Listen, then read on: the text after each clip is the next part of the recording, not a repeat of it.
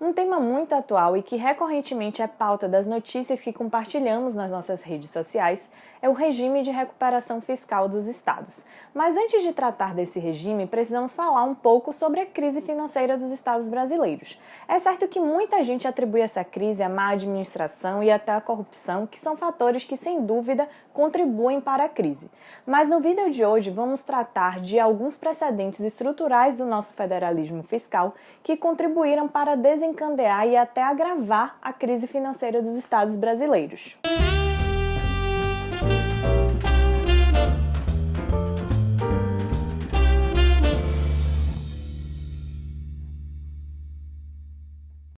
A crise financeira dos estados brasileiros certamente é um tema que envolve discussões muito aprofundadas, o que torna impossível a gente esgotar todas elas aqui em um vídeo. O nosso objetivo, portanto, é pontuar alguns precedentes estruturais que contribuíram decisivamente para a situação atual da crise financeira dos estados brasileiros. Vamos dividir nossa abordagem em 3 partes. Na primeira parte, nos dedicaremos mais aos precedentes relativos às receitas públicas que aconteceram nos anos 90. Na segunda parte, vamos tratar da questão do endividamento dos estados, que também foi desencadeado nos anos 90. Na terceira parte, trataremos dos acontecimentos já dos anos 2000 que contribuíram, que se somaram a esses acontecimentos dos anos 90 e aí trataremos da realidade atual. A Constituição Federal de 1988 adotou um modelo federativo descentralizador se comparado ao modelo adotado anteriormente no regime de 67 e 69. Era a reconstrução do federalismo no Brasil. A redemocratização coincidiu, portanto, com a descentralização das receitas tributárias da União e o aumento da participação dos estados e municípios nessas receitas. Por outro lado, o sistema de controle previsto na Constituição de 88, apesar de compatível com o modelo de federalismo cooperativo, já trazia a possibilidade de a União converter esse modelo em um modelo mais centralizado na prática. E foi exatamente isso que aconteceu. A descentralização prevista na Constituição de 88 foi, de certa forma, sendo convertida em uma centralização na prática pela União através de institutos previstos pela própria Constituição. Em relação especificamente às receitas, a União reagiu a essa perda ao longo dos anos 90, explorando a janela aberta deixada pelo artigo 195 da Constituição, explorando, portanto, a sua competência tributária para a instituição de contribuições para a Seguridade Social, com o objetivo de recompor as suas receitas.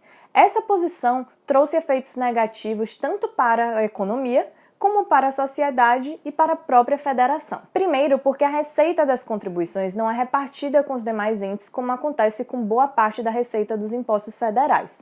A ênfase dada às contribuições em detrimento dos impostos, especialmente o imposto de renda, que foi um pouco deixado de lado nesse movimento, gerou um enfraquecimento do sistema de transferências constitucionais. Essa ênfase também pode ser observada do ponto de vista das renúncias fiscais, que passaram a recair mais sobre os impostos cujas receitas são repartidas, como imposto de renda e IPI, do que sobre as contribuições cuja receita fica inteiramente para a União. As receitas transferidas para os estados, além de enfraquecidas, ainda estavam de certa forma engessadas por conta dos percentuais de vinculação obrigatória previstos na própria Constituição. Além disso, podemos citar aqui os 2 primeiros marcos que corroboram com esse movimento de recentralização das receitas tributárias na União. Primeiro vamos trazer a Emenda Constitucional número 3 de 93, que revogou o adicional de 5% do imposto de renda que era destinado aos estados e ainda o imposto sobre vendas a varejo de combustíveis líquidos e gasosos, exceto diesel, de competência dos municípios, ambas competências tributárias previstas no texto originário da Constituição de 88. E em segundo, trazemos a Emenda Constitucional de Revisão número 1, que criou o Fundo Social de Emergência, desvinculando 20% da receita dos impostos e das contribuições da União, o que deu origem posteriormente à nossa famosa DRU. Mas sobre isso temos um vídeo específico, vou deixar um card aqui para vocês que trata sobre a DRU. e que tem total relação com o tema que estamos tratando aqui. A extinção de competência tributária dos estados e a posição centralizadora da União em dar ênfase à arrecadação das contribuições, o que foi agravado com a DRU, e ainda renunciar à receita de impostos compartilhados, deixaram os estados numa situação financeira bem complicada, sendo os déficits cada vez mais expressivos. Provavelmente, em resposta, os estados passaram a explorar ainda mais a sua arrecadação com o ICMS, que é o principal imposto de sua competência, o que, por sua vez, contribuiu para o agravamento da regressividade do sistema tributário como um todo. Além disso, o ICMS enfrenta o problema da concorrência de base com o PIS e a COFINS em algumas situações, o que também contribuiu para esse cenário. Como se não bastasse, os estados ainda sofreram os efeitos colaterais da aprovação do Plano Real, que representaram o fim de um padrão de financiamento dos estados na época. Anteriormente, os bancos públicos estaduais agiam muitas vezes como financiadores dos governos estaduais, acumulando uma série de encargos ao longo dos anos. A alta inflação, que foi justamente contida pelo Plano Real, atuava como uma espécie de maquiagem fiscal, e com a aprovação do plano, problemas estruturais acabaram aparecendo nas finanças dos estados. Com o fim da alta inflação e a elevação da taxa de juros, os bancos estaduais começaram a apresentar problemas de liquidez e passaram a sofrer a intervenção do Banco Central. O anterior padrão de financiamento dos estados foi tão afetado que alguns dos estados mais ricos da federação, como São Paulo, Rio de Janeiro, Minas Gerais, não conseguiram administrar o endividamento. É certo que houve também uma inabilidade em renegociar as dívidas e em promover um ajuste fiscal, mas o fato é que os entes subnacionais passaram a ser responsáveis por boa parte do déficit público ainda nos anos 90. Como resposta, a União começou a adotar algumas medidas de controle da dívida desses entes. No mecanismo de controle, os entes subnacionais aderiam a um acordo de garantia e tinham que promover determinados resultados primários com o objetivo de pagamento da dívida que eles tinham com a União, de parcela da dívida que eles tinham com a União.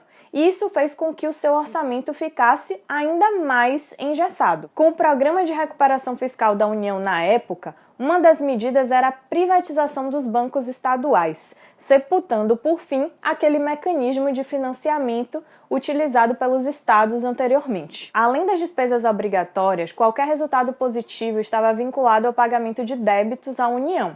Não sobrava espaço fiscal para a implementação de programas, principalmente porque os estados estavam impedidos de utilizar a dívida como instrumento complementar de financiamento, o que foi uma medida sempre utilizada pela União, aliás. Esse cenário só agravou a situação de déficit e de controle dos orçamentos dos estados pela União.